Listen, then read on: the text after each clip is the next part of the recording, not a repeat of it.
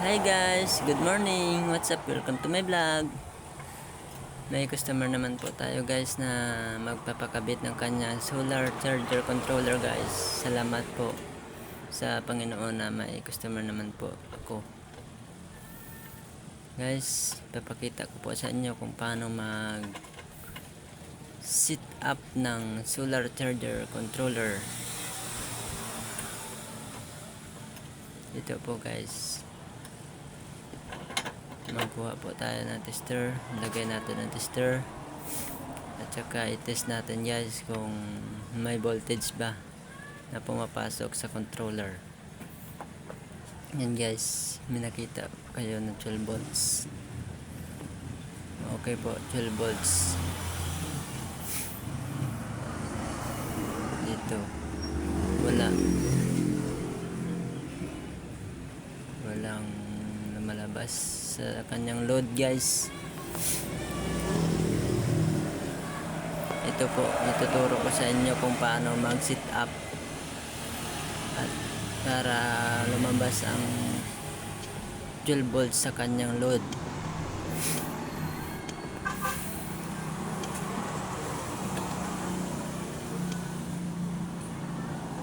Pindutin lang na matagal ang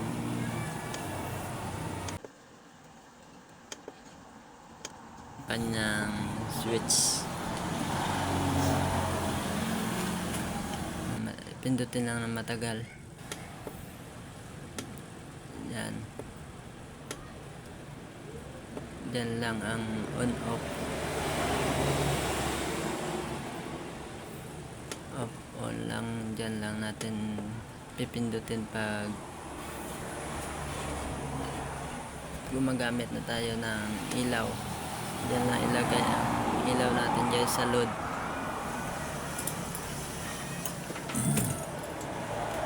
Okay. Yan na guys, kita nyo guys. Yan.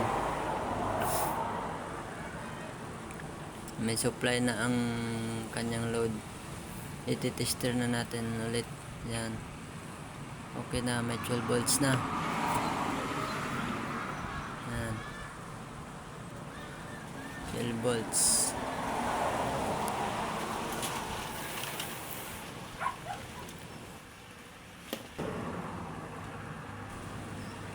Ipapakita ko sa inyo kung umilaw na ba. Yan, umilaw na. Kanina kasi walang 12 volts ang kanyang load. Ito guys ang kanyang temperature. Dito guys, ipakita ko sa inyo.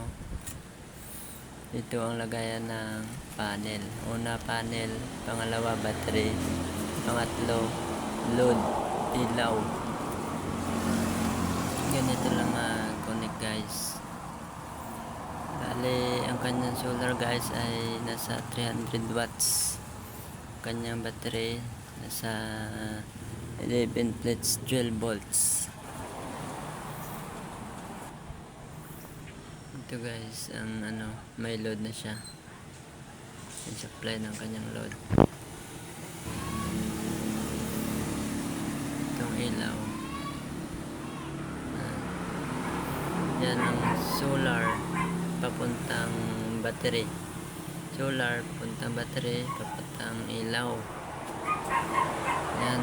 Ganyan kayo magkabit.